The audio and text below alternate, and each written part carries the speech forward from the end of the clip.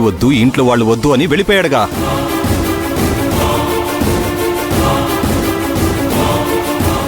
నేను ఒక మెట్టు దిగి వాడి గడప తొక్కితే ఆ రోజు రానివాడు ఈ రోజు ఎందుకు వచ్చినట్టు? ఈ మాట వినాల్సి వస్తుందని తెలుసు, అయినా వచ్చాను. ఎందుకంటే మీకోసం, మీ అందరి మంచి కోసం. ఇప్పుడు చెడేం జరిగిందని? జరగబోతుంది. నీకు తెలియకుండా నువ్వే ఇంట్లో వాళ్ళందరినీ ఇబ్బంది పెట్టబోతున్నావు.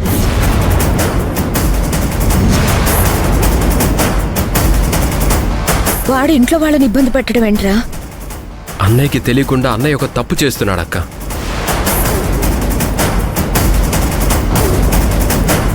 బావ తప్పు చేయడం ఏంటి? ఏం మాట్లాడుతున్నావు మాధవా? మీ అన్నయ్యని అనేంత వాడివయ్యావా? నేను మా అన్నయ్యతో మాట్లాడాలని వచ్చాను. మన మధ్య మాటలు నీ ఇంటికి వచ్చినప్పుడే ఆగిపోయాయిగా. ఇంకా ఏం మిగిలింది మనం మాట్లాడుకోవడానికి?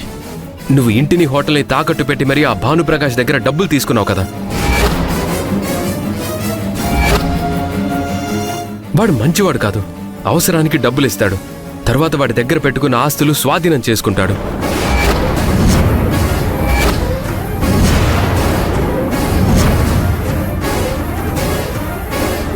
మాధవ, ఏంట్రా నువ్వు చెప్పేది? అవునక్క, అలా వాడు చాలా మంది ఆస్తులు స్వాధీనం చేశాడు. అలాంటి వాడి దగ్గర అప్పు చేయడం మంచిది కాదు, ఆస్తులు పోగొట్టుకోవాల్సి వస్తుందని చెప్పడానికి వచ్చాను.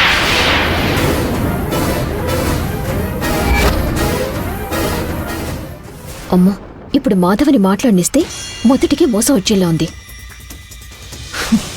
ఏంటి మాధవ్, ఆ భానుప్రకాష్ గారు ఎంత పెద్ద మనిషి, ఆయన గురించి ఇలా చెప్పి మమ్మల్ని ఎదగకుండా చేయాలనుకుంటున్నావా?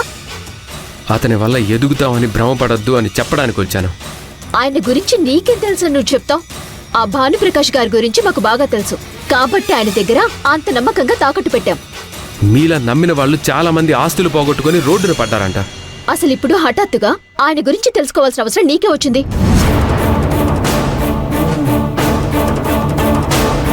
మేము డబ్బులు అడిగా, ఆయన ఇచ్చారు. ఆ విషయం తెలియగానే మేమెక్కడ బాగుపడిపోతామోనని ఈ సాకుతో ఇంటికొచ్చాం, అంతేగా?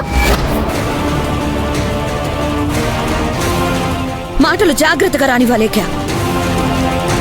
ప్రాణం పోయినా వాడు రాఘవచ్చాడు కోరుకోడు. అయినా వాళ్ళిద్దరూ మాట్లాడుకుంటుంటే మధ్యలో నువ్వేంటి? మా వ్యాపారానికి అడ్డుపడుతూ ఉంటే నేను కాకపోతే ఇంకెవరు మాట్లాడతారు వదినా?